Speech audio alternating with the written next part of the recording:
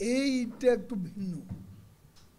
এই ঈদে পশুবাহী ধীরগতির গাড়িগুলো চলে রাস্তায় ব্যাপক হারে, এবং সঙ্গে সঙ্গে সড়কের আশেপাশে গরুর হাট, পশুর হাট পড়ছে।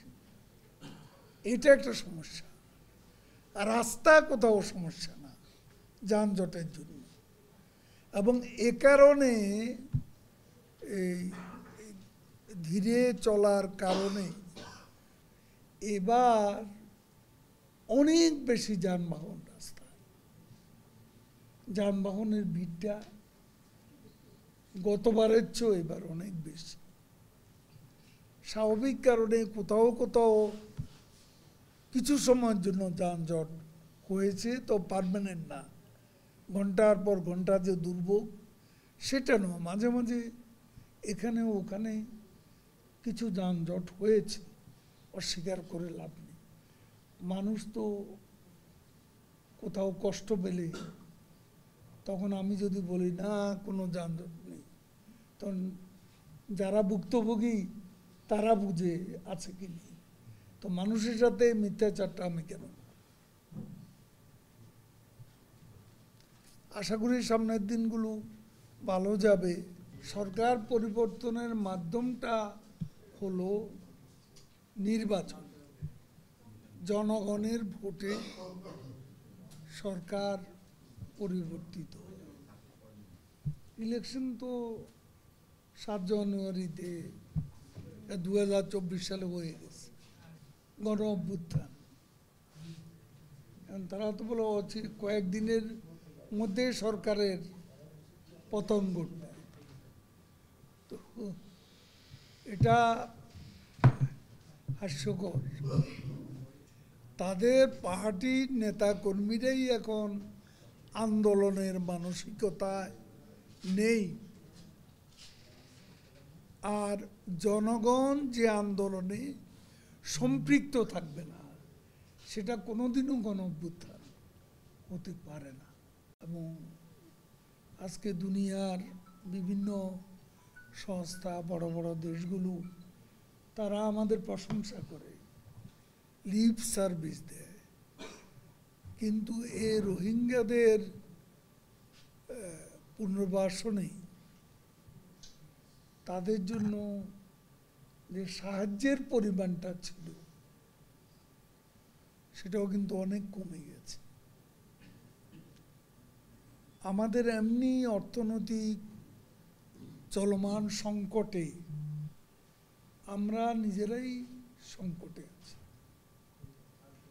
আমাদের নিজেদেরই দুশ্চিন্তা মুক্ত হওয়ার কোনো কারণ নেই। সেখানে এতগুলো 11-12 লাখ রোহিঙ্গা, যাদের সন্তান সন্ততি হয়ে সংখ্যা বাড়ছে, এই বোঝাটা আমাদের জন্য একটা বাড়তি চাপ সৃষ্টি করে আছে। এমনি বর্তমানে যে সরকার, সেই সরকারের মিলিটারি গভর্নমেন্ট, তাদের সাথে আমাদের কোনো বৈরিতা নেই। আলাপ আলোচনা দরজা এখনো খোলা আছে, আমরা কথা বলতে পারি। তো যতক্ষণ কথা বলা যাবে, আলাপ আলোচনা করা যাবে, যে আমাদের we are not in good terms এমন পর্যায়ে না হলে আমরা আলাপ আলোচনার মাধ্যমে সমাধানের চেষ্টা করছি এবং করে যাব। যুদ্ধটাকে পরিহার আমাদের কোনো প্রভোকেশন যেন যুদ্ধের কারণ সৃষ্টি না করে। আমরা তো আক্রান্ত হলে সে আক্রমণের জবাব তো আমরা দেব। আমরা আমাদেরকে এত খাটো করে দেখি কেন? আমরাও প্রস্তুত। আমরা আক্রমণ করব না, কিন্তু আক্রান্ত হলে কি আমরা ছেড়ে দেব? তখন তো আমাদের ডিফেন্ড করতে হবে। আমার রাষ্ট্র পরিচালনার নিয়ম কানুন, আইন বিধি এগুলো হচ্ছে আমার সংবিধান। আমি আমার সংবিধান ফলো করব, সংবিধান অনুযায়ী চলব। এখন ডোনাল্ড লু সাহেব কি বললেন সেটা আমাদের মাথা ঘামানোর কোনো প্রয়োজন আছে বলে আমরা মনে করি না। বিএনপি কেন, আমরাও তো বলছি ডলারের সংকট আছে